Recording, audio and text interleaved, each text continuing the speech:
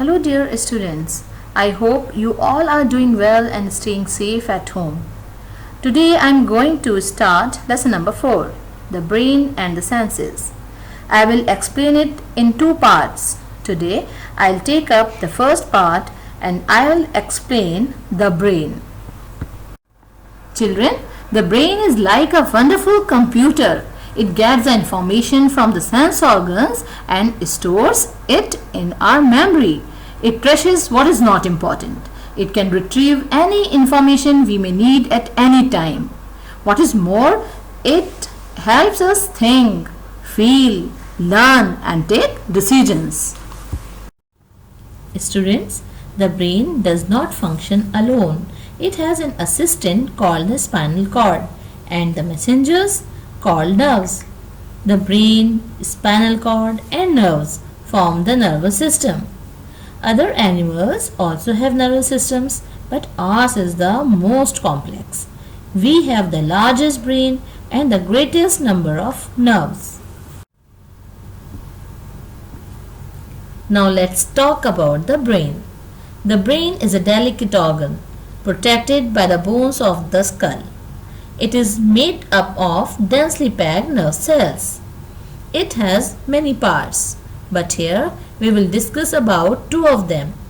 The largest and the most important of these is the cerebrum, and the other one is brain stem. The cerebrum has many folds and grooves. It controls thought, memory, learning and the senses. One part gets messages from the eyes, the other part gets messages from the ears, and so on.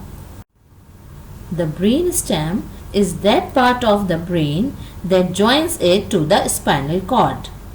The brain stem controls involuntary actions like breathing and heartbeat. Do you know, children? What are involuntary actions? These are the actions which we cannot control by our will or by thinking.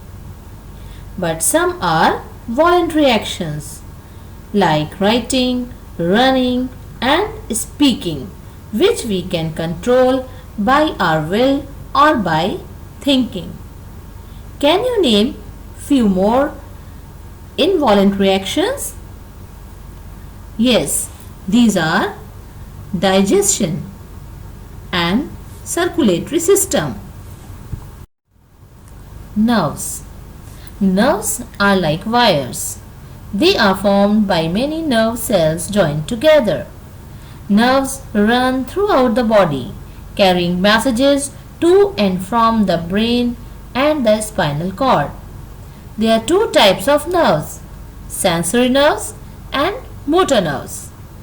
Sensory nerves are those nerves which carry messages to the brain or spinal cord from the sense organs.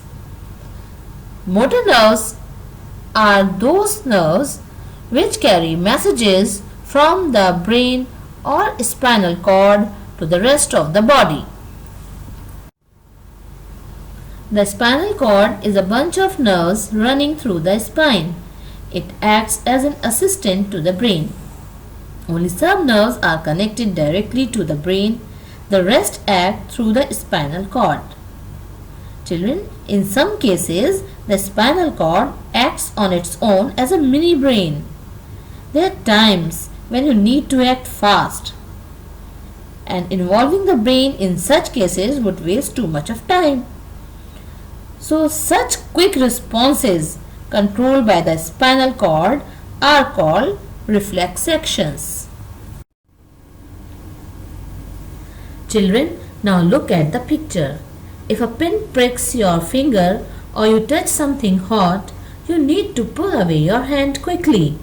And here, the spinal cord acts on its own and controls your quick response of withdrawing your hand. And this is called reflex action. Children, your homework is to read this part of the chapter properly.